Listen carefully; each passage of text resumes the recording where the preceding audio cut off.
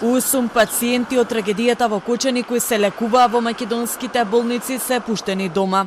9 кои беа на лекување надвор од државата се враќаат назад.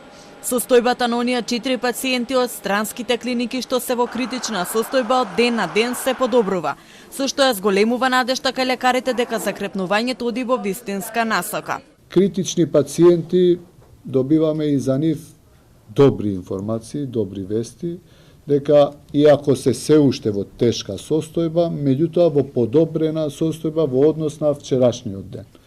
Така да оптимисти дека и тие ќе почнат да се подобруваат, барем такви ни се информациите. На повредените луѓе кои вчера се вратија, веднаш им беа направени сите неопходни анализи на клиниката за токсикологија. Резултатите беа добри, па тие веќе се пуштени на домашно лекување. Тројца пациенти се со инхалаторни повреди стабилни, другите имаат и инхалаторни и имаат изгореници кои што се во санација, згрижени се. Сите се видени и од токсиколог, и од анестезиолог, и од психијатар, онака како што ние заземавме став во кризниот штаб, и денеска сите ќе ги пуштиме дома на домашно лекување со одредени препораки и добар дел од нив ќе треба и да дојдат на контрола. Министерот за здравство повтори дека лекувањето за сите пациенти кои се надвор од државата е бесплатно.